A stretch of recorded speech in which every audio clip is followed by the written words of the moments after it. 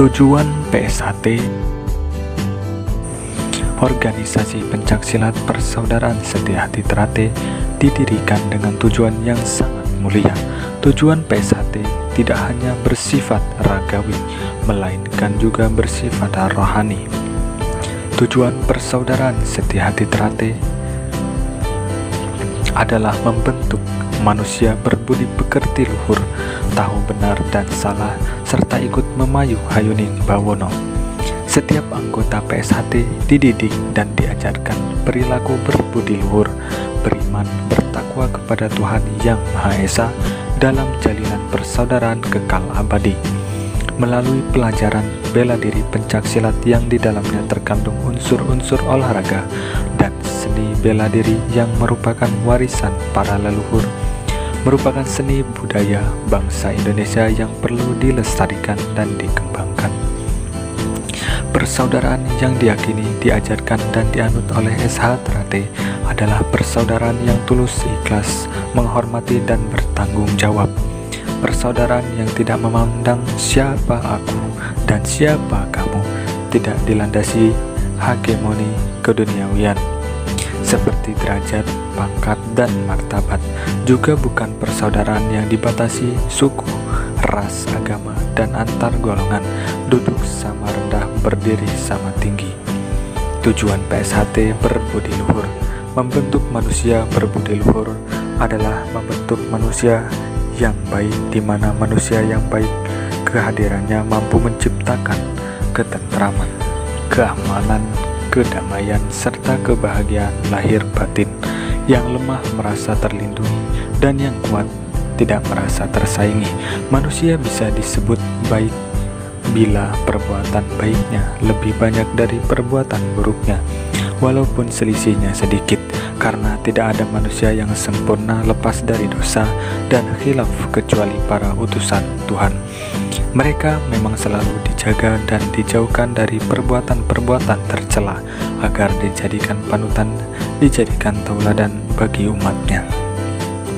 Budi pekerti dapat menentukan nilai martabat manusia, dan bila ditilik lebih lanjut, berbudi luhur dapat dibedakan menjadi 4. Berbudi luhur kepada Tuhan. Kita sebagai makhluk harus yakin bahwa Tuhan menciptakan manusia dengan menaruh embrio manusia ke dalam kandungan ibunya, kemudian melahirkan ke alam dunia, lalu membesarkan dan memberikan nikmat yang tak terhitung dan ternilai harganya. Tuhan pula yang akan mematikan dan membangkitkannya nanti pada hari kiamat. Manusia selalu tergantung kepada Tuhan. Sebagai contoh-contoh kecil adalah ketidakmampuan manusia membuat setetes darah, apalagi banyak. Ketidakberdayaan manusia menumbuhkan sel-sel daun pada satu pohon, apalagi semua pohon. Ketidaktahuan pada bahan bakar matahari, apalagi menyediakannya. Ilmu-ilmu jin dan manusia kalau digabungkan tak akan lebih dari setetes air di samudera luas jika dibandingkan ilmu Tuhan. Maka jikalau manusia mau berpikir sejenak, pastilah ia merasa terpaksa atau sukarela untuk berterima kasih kepada Tuhan. Ungkapan terima kasih kepada Tuhan bukan sekedar percaya kepadanya. Bila manusia sekedar percaya tetapi tidak taat, maka iblis akan lebih baik. Tentu saja iblis lebih baik. Iblis lebih percaya kepada Tuhan daripada manusia, karena iblis pernah berdialog langsung dengan Tuhan, tetapi tetap durhaka. Ungkapan terima kasih kepada Tuhan harus dinyatakan dengan perbuatan, yaitu dengan memenuhi hak-hak Tuhan, supaya Tuhan juga memenuhi hak-hak hambanya. Setiap anggota PSHT diharapkan dan dianjurkan untuk taat kepada perintah-perintah Tuhan dan menjauhi larangan-larangan Tuhan sesuai dengan ajaran agama dan kepercayaannya masing-masing. Berbudi luhur kepada orang tua dan guru. Walaupun yang menciptakan manusia itu Tuhan, sedangkan ibu hanya mampu mengandung saja, karena bila sudah tiba saat melahirkan, maka ia tak akan mampu menahannya. Atau walaupun seorang ibu sudah ingin melahirkan, tetapi kalau Tuhan belum menghendaki, maka ia juga tak akan sanggup mengeluarkan bayinya. Bukti kekuasaan Tuhan ini yaitu adanya ibu-ibu yang melahirkan saat sedang di perjalanan ke rumah sakit atau pada saatnya tidak dikehendaki ibu itu.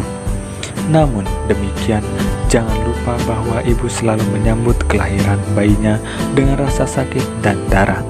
Bahkan kadang-kadang bayinya ditebus dengan nyawa satu-satunya.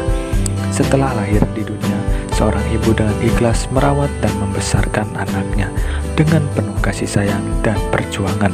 Dikala sakit maupun dikala kesusahan, ibu selalu menemani dan mendampingi dengan kasih sayang. Dan setelah putranya cukup umur, maka ia menyerahkan kepada guru untuk memperoleh pengetahuan atau ilmu sebagai bekal dalam kehidupan. Maka dari itu, berterima kasih kepada orang tua dan guru wajib. Jasa-jasa mereka tidak dapat kita hitung dengan materi. Untuk itu hanya berbakti dan abdilah kita membalasnya.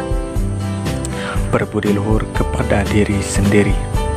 Sebagai sebuah individu, manusia wajib memenuhi hak-hak jasmani dan rohani dengan menjaga kesehatan, makan makanan yang baik dan halal, menghindari makanan yang haram, minuman keras, ganja, atau obat-obatan terlarang lainnya yang merusak saraf otak, sehingga diri pribadi selalu terjaga dari hal-hal yang tidak baik.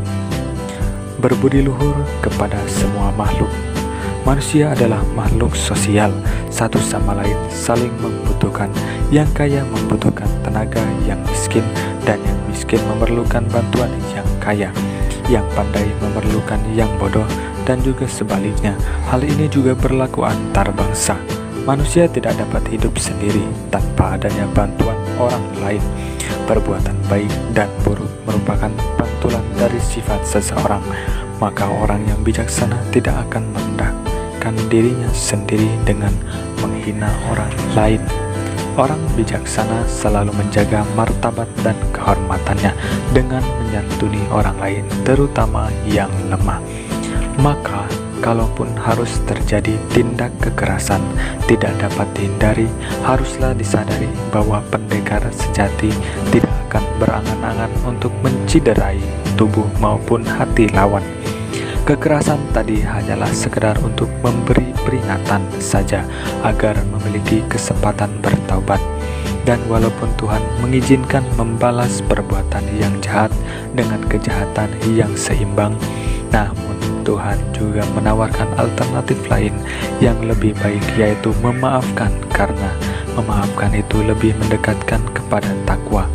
Untuk itulah dalam persaudaraan setia hati terate mengejarkan kripen atau teknik kuncian agar dapat mengalahkan lawan tanpa harus melukai, apalagi sampai membunuh. Saling membunuh tanpa sebab yang dibenarkan sangatlah berat sanksinya, apalagi sesama manusia. Untuk itu, menjaga perilaku sangatlah dibutuhkan sehingga kita bisa hidup saling berdampingan. Sedangkan contoh berbudi luhur kepada tumbuh-tumbuhan adalah tidak merusak lingkungan hidup. Bila menebang pohon di hutan, harus diadakan reboisasi atau penanaman kembali, sehingga keberlangsungan hidup dan hubungan manusia dengan alam tetap terjaga.